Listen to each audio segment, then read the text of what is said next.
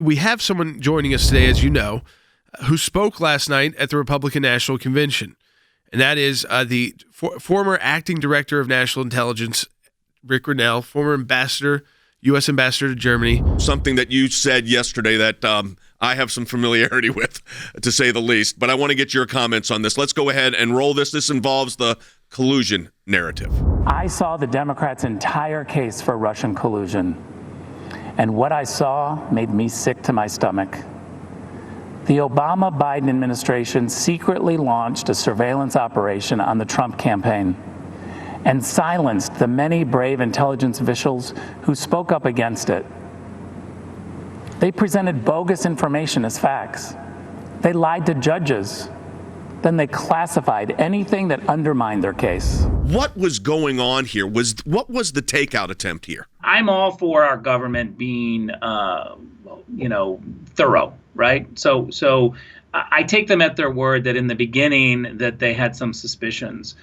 But Jay, I got to tell you, when you look at the evidence, quickly there were career Foreign Service officers who said, this is baloney, this is not true, the Russians are playing propaganda. The warnings from inside the intelligence community were real and prominent. They weaponized government and they overruled those who warned. You just got to look at two things. Look at all of the declassified footnotes from the reports which talk about the warnings, which talk about individuals.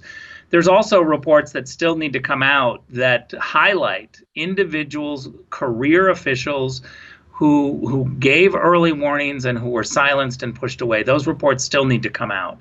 And I would say lastly is even the political people that were briefed.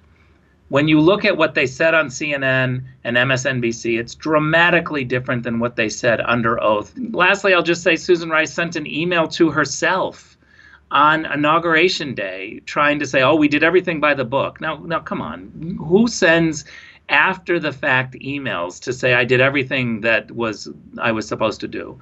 You only do that when you're thinking, oh gosh, I don't think I did everything I was supposed to do, so I better paper over something for the record. Last night you talked about Joe Biden's record as a politician.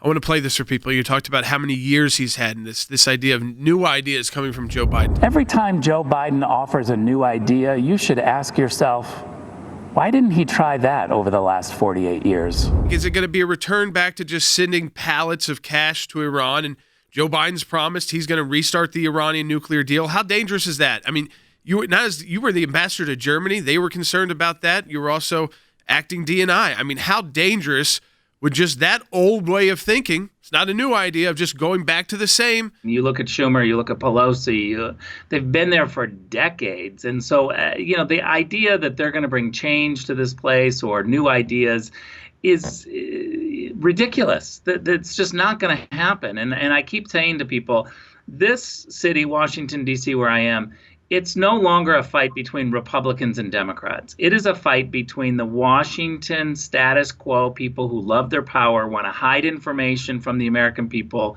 because when they control the information, they get power. It's them versus the rest of America. Lastly, I'll just say about Joe Biden's foreign policy. The word consensus sounds really good, right? It sounds like, it's, agreeable. But in foreign policy, I can tell you after 8 years of being at the UN inside the Security Council, if you're looking for consensus, that means 15 countries get to veto our idea, and we have the lowest common denominator of what we all believe.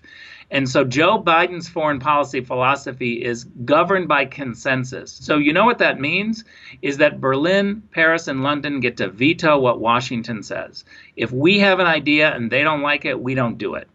That's what gave us the Paris Climate Accord, and it gave us the JCPOA. We are the only country in the world that gets in trouble when we decide that we want to make decisions for ourselves. I can tell you the 192 countries at the UN that I spent 8 years with, every one of them fights for themselves and for their people, and they don't apologize for it. Great job last night. Great job over your career, but a really great job last night. You delivered hard lines in a very effective way. And I just was thrilled at that. And thanks for joining us. It's going to be great. Look forward to talking to you next week and the weeks to come.